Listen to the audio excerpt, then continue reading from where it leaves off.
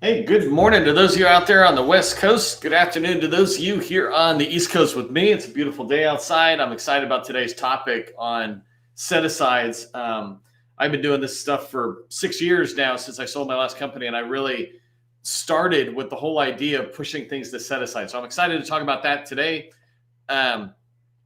Before we get, let me just turn off my captions that are scrolling across here.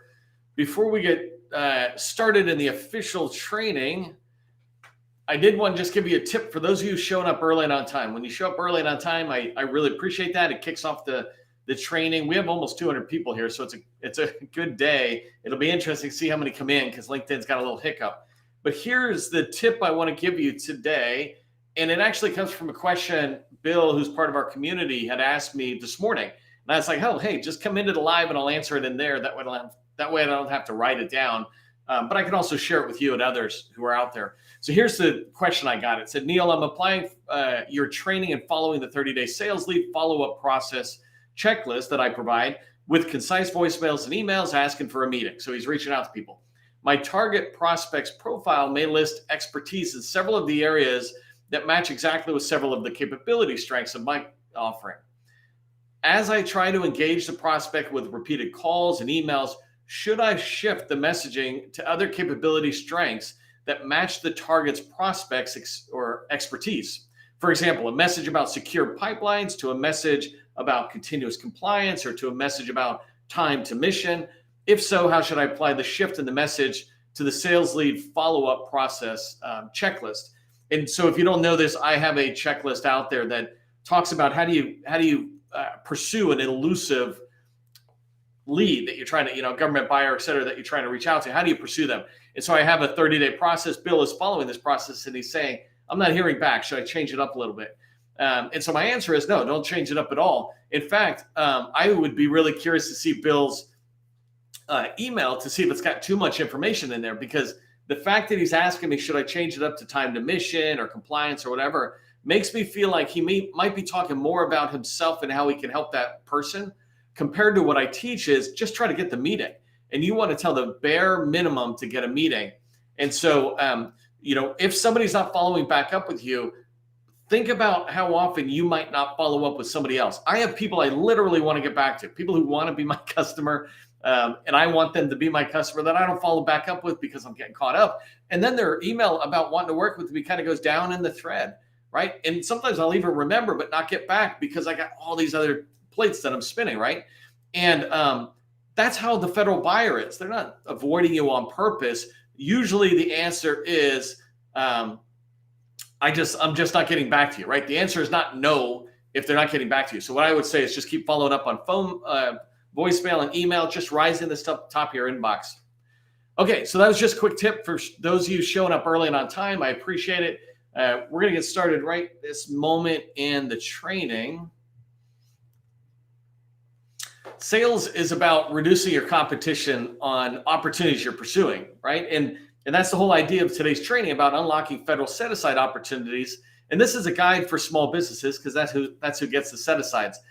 So if you're a government contractor and you're trying to reduce your competition, increase your likelihood of winning, then you want to be pushing for set-asides. I did this a lot. My team and I, we've been doing this a long time, since 2018. And we've done over 400 set-aside calls, these ideas of bringing team partners together and pushing for an opportunity to go to set-aside. And I just wanted to start off by giving you an example of how successful this can be. And clearly, I'm going to give you my best story. There's a lot of good stories and okay stories, but I'll give you my best story. And so this story came out of the State Department. They reached out to me because they knew we were engaging industry. We were engaging you constantly through training and through other stuff we do. And the State Department reached out and said, hey, we're trying to reach HUBZone firms, but we can't reach them. We've tried different organizations. In fact, the reason the State Department called me is because the SBA said they should. They're like, oh, you should talk with Neil in the GovCon chamber. They reached out and the contractor officer said, can you help us? And can you get us a response within 24 hours? And I said, no, I'm not going to do that. You're putting too much pressure on the small businesses to respond in 24 hours. And he says, what do you need? Like, what do you need in order to make this happen? I said, well, let me use a template. So everybody responds on a template. Would you be willing to do that? They said, oh, absolutely. We just need to prove that they've got the skills and the experience. And I said, okay. So I threw together a quick template. They liked it. I sent it out to our community.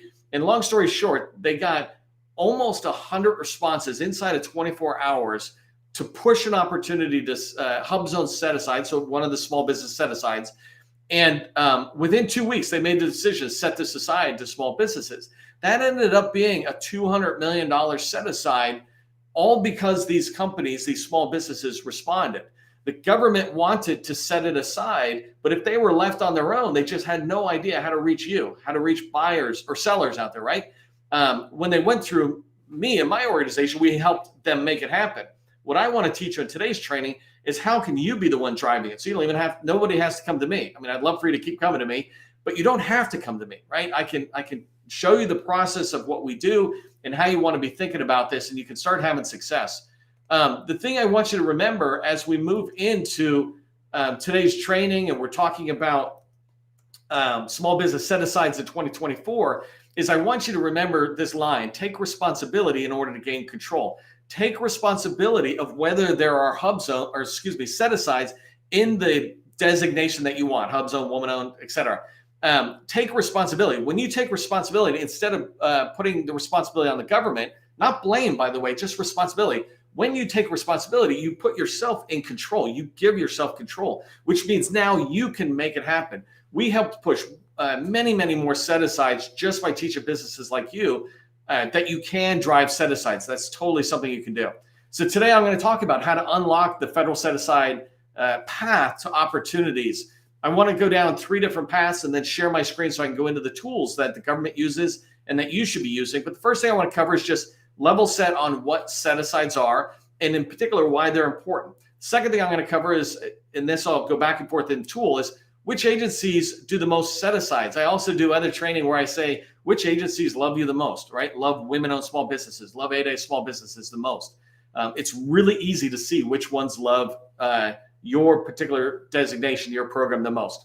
And then the last thing is I'm going to give you tips on how you can push opportunities to your set-aside choice. We've only got 23 minutes to get through all of this. And so let's get rock and rolling. If you don't know who I am, my name is Neil McDonnell. I'm the president of the GovCon Chamber of Commerce. And I want to welcome you to my federal sales training where I provide tips for success in the federal market. I spent 20 years in the federal market as a small business owner. And since 2018, I've been teaching people like you that government contracting is not a secret. It's just a process. When we follow a process A to Z, we're going to have repeatable, predictable results. And that's what I want for you. It's something I think you can have around set-asides. You can have repeatable, predictable set-asides. Not all of them, but you can predict which ones you're going to have. If you haven't done so already, make sure you subscribe to our newsletter. It's called Government Contracting Success Newsletter. We just passed 13,000 users yesterday. I'm pretty excited about that. So Valentine's Day, everybody showed the love and pushed us past 13,000. Gus, my colleague and partner in this crime, is wanting us to get to 14,000 because he doesn't like 13, but I love 13. So make sure you subscribe though, because I put a ton of information in there. We share a lot of content in the GovCon Chamber and the newsletters where we push this out further. You'll see a lot of articles like where I expand on the set-asides from today's 30-minute. I'll expand on this in an article in the newsletter. So when you're subscribed, you'll hear about it. The other thing I just want to say is thank you very much for registering to train or for training today. Almost 200 people. I didn't look at it last minute, but we were like 190 something coming into the training. And that's super exciting. First off, it's 190 people saying thank you. Thank you to us, my whole team, for doing this training every single day. So I really appreciate you for registering for training. And then the second thing is when you do register for training, you're letting LinkedIn know that this is valuable training to you. And so they'll push it out to more people in the GovCon space, which increases our community. Right now, if you go into chat, you'll see people in chat. You can sit there and some of them, it might make sense for you to connect afterwards. Some maybe not. But that's the whole idea of a networking environment or community. And you have that in this training. Okay, so if you don't know, I go at a fire hose pace when I got a lot of information. It's a lot of good information. Hopefully I got it organized in a concise enough way that you could take tactical tips out of this. But let's begin with what are set-asides and why are they important? The first thing is, the way I describe it is it's just the government's attempt to level up the playing field.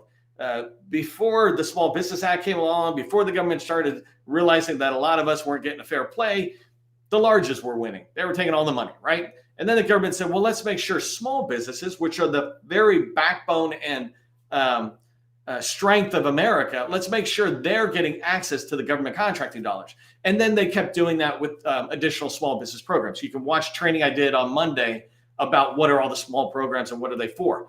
But the whole idea of set-asides is to try to level the playing field. A certain amount of our contracts, we're going to try to get them to be competed at one of these 5 levels in particular. I'm only talking about what I call the big 5 small business programs.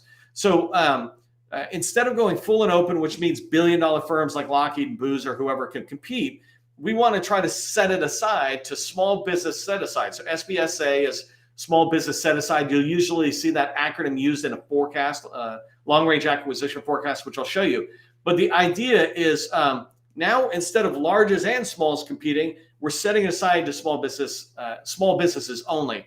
And it's the same thing coming down, right? HUBZone program, women-owned small business, the 8A small disadvantaged business set aside, and then service disabled, better known small business. These are the 5 main groups, right? Total small business set aside, or one of those 4 designations.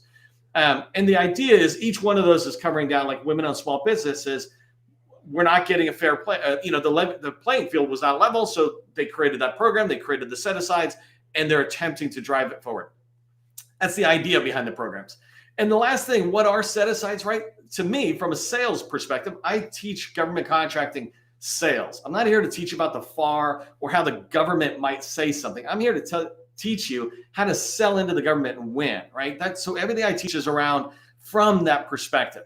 But for me, set-asides are about reducing the competition. The more you can sit there and get the government to reduce something down, the better you are. If you get it down to HUBZone, for example, I think there's like 4,500 HUBZones. There's over 300,000 businesses registered to sell to the government. If you can get something set aside to HUBZone, you've just reduced the competition by, I don't even know what that percentage is, but like 97, 98%. That's a good day. So keep that in mind as you move forward. The next thing I want to talk about is, and I'm going to go into the tool here in a minute, but one of the things I wanted to ask you before we move on is I get buyers who come in here all the time. I get larges. I just had a $1 billion firm reach out to me last week saying, or the week before last saying, that they want my help to find small businesses. I get that all the time, but buyers come in. You can see them in the chat. They might not be in there right now with the conference going on, but they're in here. They're looking. They look at the comments, and so put into the comments your company name. It's like, hey, we're a small business, or if you're a HUBZone, you don't have to say small business because it means the same thing. But put one of those 4 designations in. If you're one of those, let people know. And if you're open to connecting with others, if you're not, for example, one of these designations, mention that as well. Throw that in the chat that says open to connecting. Just make sure you're driving the relationships with letting people know who you are. Okay, let's talk about which agencies do the most set-asides, which agencies love you the most, right? The first thing I want you to understand is you need to learn how to find this information. I have it, and I seem like a wizard because I have it. The only reason I know it, the only reason I seem like a wizard, or if I dare call myself brilliant, no. The only reason I seem like I know so much is because I've taken the time to learn so much. And I'm trying to share that with you at a faster pace than it took me to learn, right? And so I'm going to teach you to learn how to find the agencies that like your set-asides. If you have a set-aside, why go to the agencies who don't use it and try to convince them to use it, compared to going to the agencies who do use it and say, hey, I'm really good and you like HUBZones, let's get together. One thing I did put here, and I go back and forth sometimes about being a little bit controversial, but I really feel passionate about this. I don't want you getting caught up by SBAs or the federal governments, but SBAs in particular, they're what I call gaslighting, right? And no offense to the people in the field, those SBA people are great, but at the headquarter level, they like to spit out these numbers.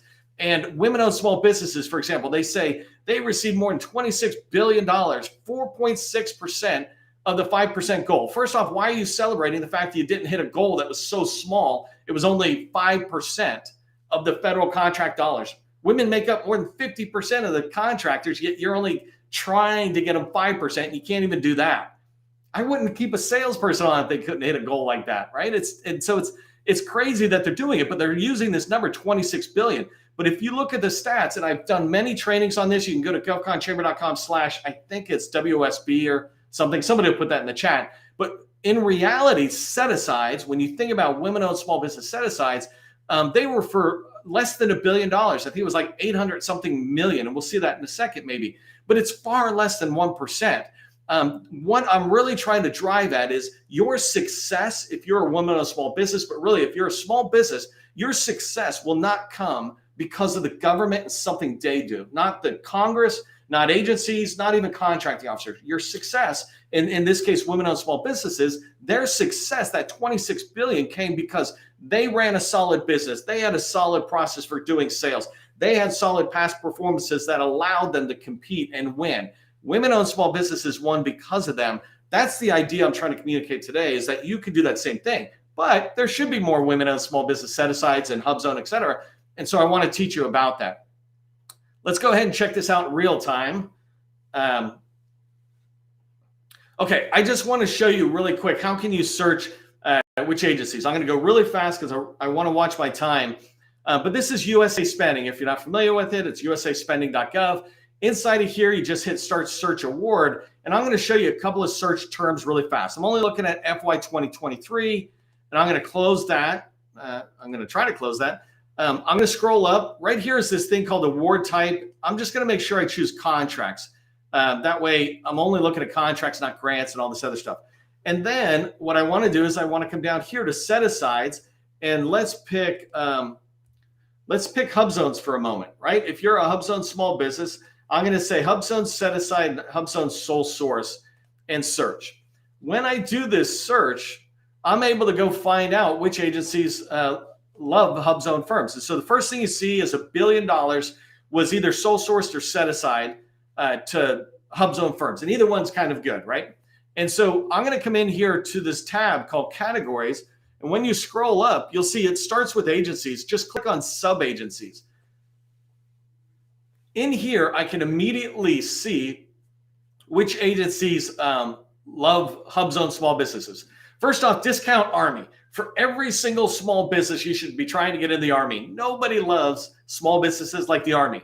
Like 3 to 1, 4 to 1 on the money spent, the Army spends over any other agency, including like other military ones.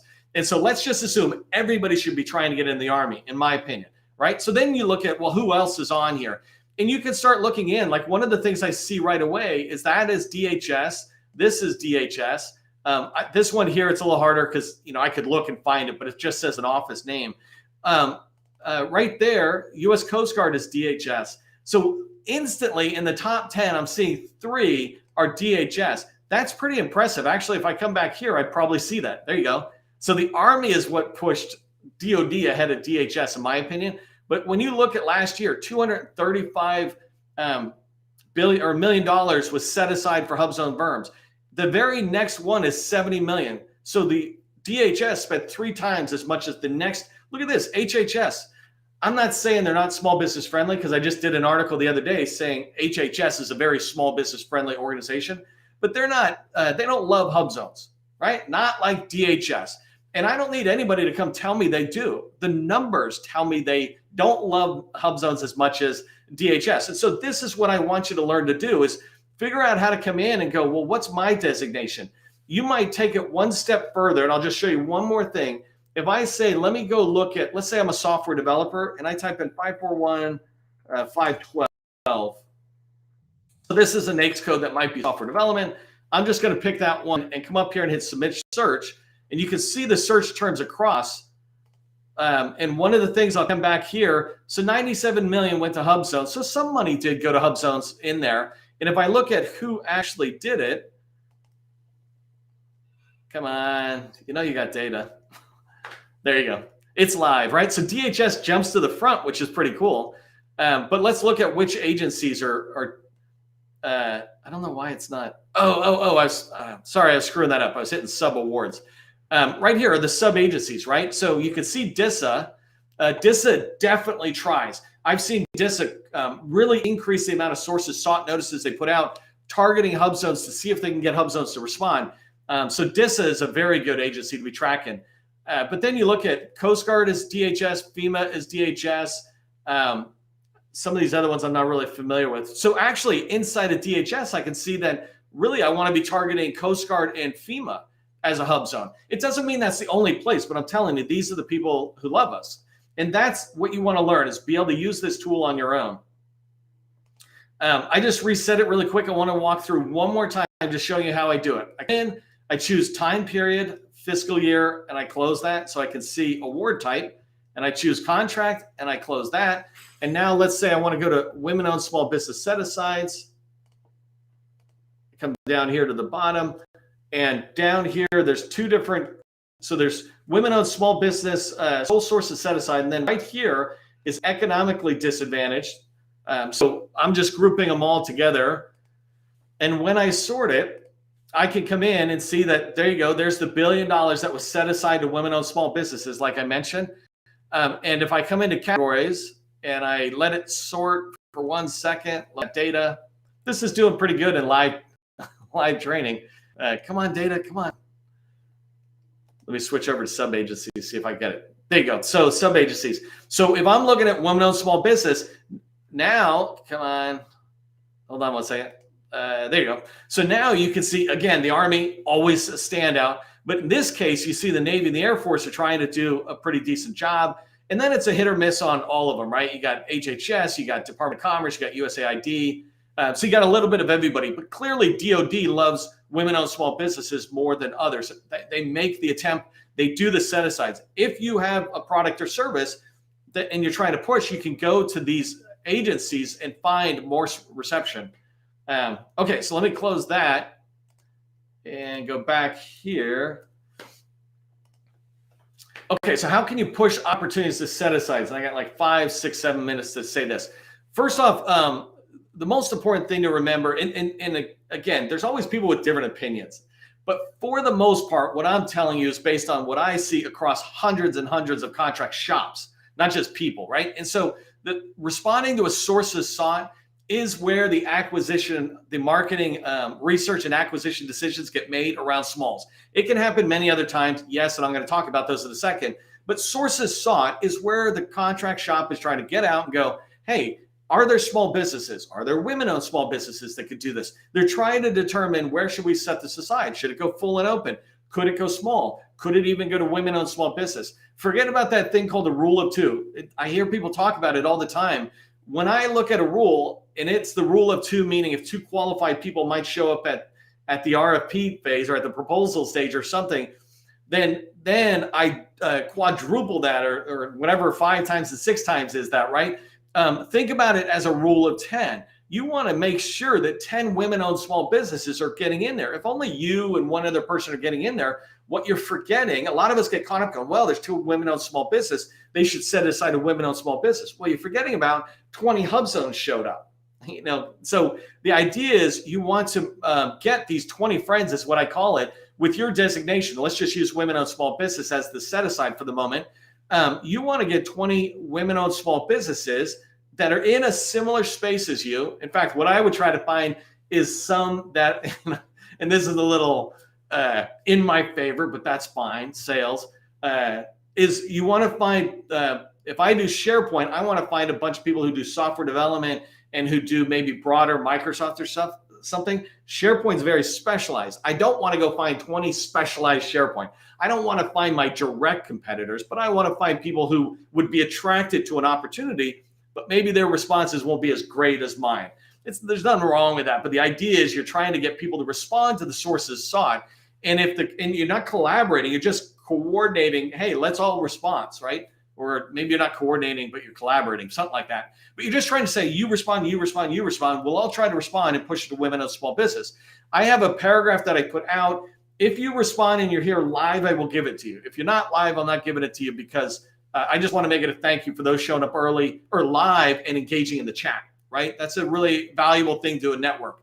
But I'll give you a template paragraph that I include in responses and sources sought that I would recommend you do this. We did this over 400 opportunities and had a lot of success with it. And now some of the people who were with us have gone off and created their 20 friend groups, and they do it on their own, but they still use that paragraph. 5 years later, I still see an email that somebody is using that same paragraph. It's a really good paragraph. But basically, the idea is when you're responding to a sources sought, you want to ask for a set aside for one of your tags, right? So if you're a woman-owned in an 8A small business, don't ask for both. Either ask for the 8A or ask for woman-owned small business. But don't sit there and say HUBZone and woman-owned small business. Either one, you choose, because then you never pushed it. You were just kind of leaving it back in their hands. But if you've got 20 women-owned small businesses who are responding and all of you are saying, please set this aside to women-owned small business, then maybe you're eliminating out some of these folks. Like, for example, if you're an 8A small business and a woman-owned small business, if you push it to women-owned small business, then maybe you're not having to compete as much with A and Cs who are in the 8A small business program, those billion-dollar type firms that compete with single-person owners. Okay, and the other thing is you want to look at ops in FPDS, the opportunities that are expiring, right? Here's a tip for you that I love doing is I love going to look and find opportunities like I did in USA Spending or FPDS, and finding opportunities that I wish I could have won that are the recipient, the prime contractor is a woman-owned small business, for our example, right? A woman-owned small business won it. They're the prime contractor, but it was not set aside to small business. It went full and open, or it was not set aside to small woman-owned small business. What I would do is go back into the contracting officer early and try to push that to women-owned small business set aside by starting with, it's the incumbent is a woman-owned small business. Why don't you push it aside? And you still have to compete against the incumbent, but it doesn't matter. You're always going to have to compete. But if it's a set aside for woman-owned small business, now you've shrunk that pool down and you can really try to drive towards it. The last thing I just want to point out here is get an early start with the long-range acquisition forecast. And actually, I have it here. It's faster, but it shows up on Commerce as an example. I went into Department of Commerce. I come in here and I can look at a lot of opportunities. And I'm going to go really fast, just watching time. But this is where, if you haven't seen long-range acquisition forecasts, this is where they put opportunities coming down the pike, right? The next 6 months, 12 months, 24 months. And so if you come over, though, what am I looking for? So if you come over, wait 1 second. I think it is this guy. So you see all these set aside, total small business, right? And then this one says 2-bit. What I'm recommending is you go in and find the opportunities that you like, that are slam dunk opportunities for your company. And if they're not like set aside to HUBZone or 8A, but even if they were, but more importantly, if they're not, if it's unrestricted, like what is that? That's 250,000 to 500K. I would get in fast and try to push that $200,000 opportunity to HUBZone, to woman-owned small business. So this is a great way to think about getting in and pushing it early. I do all sorts of other training on capture and how do you shape an opportunity. But the way you shape it is fundamentally just contact the buyer and try to have a conversation with them and ask them, give them reasoning on why it'd be a good idea to set an opportunity aside. Okay, here's what I want you to remember as we head out of today's training. First off, if you're going to do this activity that I'm talking about, buyers are going to look at you in DSBS. You can only reach out to so many buyers, but buyers are like 98% of the activity that happens in sales, them looking for small businesses like yours. So make sure DSBS is squared away. I just had a customer a couple of weeks ago get contacted by a buyer wanting them to come in and bid on 3 different larger contracts, not huge, but larger, all because they found them in DSBS. So make sure you are squared away in DSBS. The second thing is put language in place into your sources sought responses for setting it aside to woman-owned small business or 8A small business or SDVO, et cetera. Put that language into your sources sought. Directly ask on that first page, please set this aside to women-owned small business. If you're live, I'll give you a template paragraph if you just put template email into the chat. And the last thing is find 20 other firms. Let's say you're a woman-owned small business.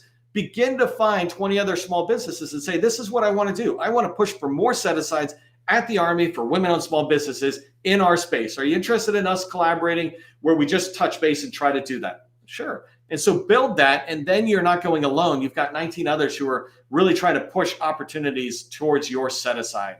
Again, put in the chat, template email if you want help. If you're looking for help growing your company, taking it to the next level, and you're doing $1 million plus, $2 million plus, reach out to us. We got a BD Accelerator workshop. Love to talk to you about it. You can find that at govconchamber.com/workshop. For all of us, as you remember this set-aside training, government contracting is not a secret. Neither is set-asides, right? It's just a process. I'll see you in the next training.